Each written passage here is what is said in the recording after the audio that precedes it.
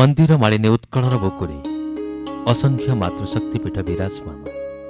सेथिमध्यरु तालचेरर गोपाल प्रसाद ग्राम अवस्थित जगत जननी माँ हिंगुलांक महिमामय पीठ अन्यतम अटे।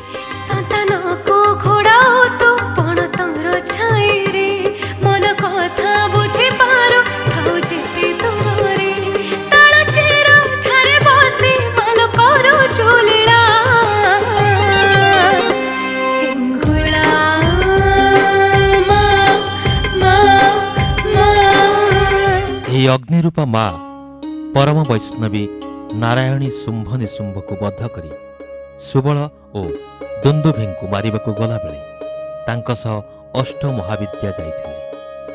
सेही अष्ट महाविद्यांक मध्यरे माँ हिंगुला अन्यतम। तालचेरर ए प्रसिद्ध माँ हिंगुलांक संपर्क रे जनश्रुति जना जाए जे एठारे प्रवाहित सिंगड़ा नदी रे अकस्मात ज्वालामुखी अग्निंकर आविर्भाव घटिला आउ हिंगुलांक अधिष्ठान करा जाउथला एवं कालक्रमे चैत्र शुक्ल चतुर्दशी रे अग्नि ज्वाला रूपे पूजिता हिंगुलांक यात्रा अनुष्ठित हेबारे लागिला। क्रमे यह हिंगुला पीठ को रूपांतरित होइथिला। राज्यर इष्टदेवी रूपे माँ हिंगुला नंद राजा विदर्भरे पूजा पाउथिले। माँ को कृपारु राजा नंद सदा सर्वदा अमृत मन ही करुथिले। हिंगुलांक महिमारे प्रस्तुत खाद्य सामग्री अत्यंत सुस्वादु हेउथिला। सेही समय पुरी रे श्रीमंदिर रे प्रस्तुत महाप्रसाद किपरि अत्यंत स्वादयुक्त हेबो सेथिपई गजपति महाराजा बाट खोजुथिले। स्वप्नादेश पाई से माँ हिंगुलांक शरणापन्न हेले। महाराजांक पूजा और भक्ति रे प्रसन्न होई माँ हिंगुला श्रीमंदिर पाकशाला को विजय कले। तांकरी महिमारू श्रीमंदिर रोषघर प्रस्तुत महाप्रसाद और अन्यान्य भोग सामग्री सुस्वादु है।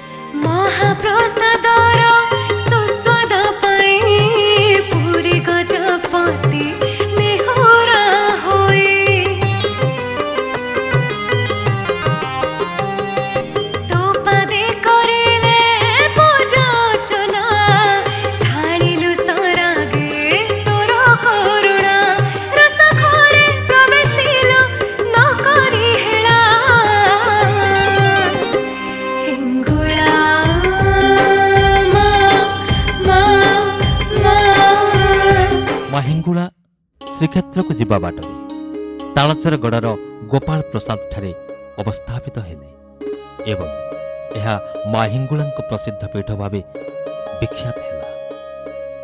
मूल पीठर यह महाशक्तिमयी हिंगुलांक संपर्क रे तंत्र चूड़ामणि अंतर्गत पीठ अनुसार हिंगुलाज नामक स्थान रे सुदर्शन चक्र द्वारा देवी सतींक ब्रह्मरंध्र जहाँकि मस्तिष्कर कपाल अंश पड़ता। माँ हिंगुलांक मंदिर हिंगलाज मंदिर रूपे वर्तमानर पाकिस्तान अंतर्गत सिंधु नदीर त्रिकोण भूमि ठारू 120 किलोमीटर दूर मरकान पर्वत श्रेणीर शीर्ष देश में अवस्थित। माता सती मस्तकर जो भागरे सिंदूर लगाती से ही भागटी ओडिशार तालचेर अंचल पड़ता। सिंदूर वर्ण हिंगल होइथिबारु देवी सेठारे हिंगुला नाम पूजा पाई आसुछन्ति। गोपालगढ़स्थ देवी हिंगुला पीठ सह श्रीक्षेत्र जगन्नाथंक संपर्क पुराण वर्णित। विदर्भ नरपति नंदंक सह देवी हिंगुलांक श्रीक्षेत्र आगमन समय गोपाल प्रसाद ठारे देवींकर शक्तिपीठ और जगन्नाथ मंदिर रे तांकर कर्मक्षेत्र हेबो बोली देवी नंदराजंक जणाइथि। उक्त पौराणिक उक्तिरु जणा जाय जे पूर्वरु एठारे हिंगुलांक कौनसी उपासना पीठ नथिला। देवी केबेठारु एठारे पूजिता बा केबेठारु तालचेर रे हिंगुला उपासना आरंभ होला जहाँकि आज पर्यंत माँ रूपरे धर्म विश्वास निष्ठा और लोक संस्कृति मध्य आबद्ध।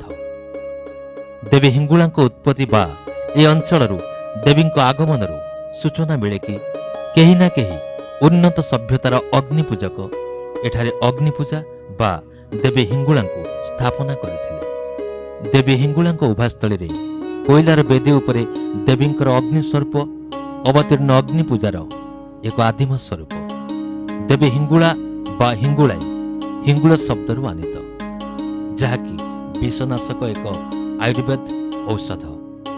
ହିଙ୍ଗୁଳ ବା ଲୋହିତ ବର୍ଣ୍ଣ। ଅନ୍ୟ ଅର୍ଥରେ ହିନ୍ଦୁ ଧର୍ମର ଆଦ୍ୟଶକ୍ତି ପୀଠ ଦେବୀ ହିଙ୍ଗଳାଜ, ଯାହାକି ଅଧୁନା ପାକିସ୍ତାନର ବେଲୁଚିସ୍ତାନ ପ୍ରଦେଶର ମକରମ ପର୍ବତମାଳାର ହିଙ୍ଗୋଲ ନଦୀ ମୁହାଣରେ ଅବସ୍ଥିତ ପ୍ରଧାନ ଶକ୍ତିପୀଠ। ସ୍ଥାନୀୟ ଭାଷାରେ ନାନେକି ମନ୍ଦିର, ଯାହାକି ହିନ୍ଦୁ ଓ ମୁସଲମାନମାନଙ୍କ ଆରାଧ୍ୟା ଦେବୀ। ମୁସଲମାନମାନେ ହିନ୍ଦୁ ଦେବାଦେବୀରେ ବିଶ୍ୱାସ କରୁନଥିଲେ ମଧ୍ୟ ସ୍ଥାନୀୟ ବେଲୁଚି ସମ୍ପ୍ରଦାୟ ମୁସଲମାନମାନେ ଏ ଅଞ୍ଚଳରେ ଇସଲାମ ଧର୍ମର ପ୍ରବର୍ତ୍ତନର ବହୁ ପୂର୍ବରୁ ଦେବୀ ହିଙ୍ଗଳାଜଙ୍କ ପୂଜା କରିଆସୁଛନ୍ତି। ହିନ୍ଦୁ ପୁରାଣ ଅନୁସାରେ ଦକ୍ଷ ଯଜ୍ଞରେ ନିଜ ପତି ମହାଦେବ ଶିବଙ୍କର ଅପମାନ ସହି ନ ପାରି ଯଜ୍ଞ କୁଣ୍ଡରେ ଦେହତ୍ୟାଗ କଲେ ସତୀ। କ୍ରୋଧିତ ଶିବ ସତୀଙ୍କର ଦଗ୍ଧ ଶରୀରକୁ ଧରି ତାଣ୍ଡବ କଲେ।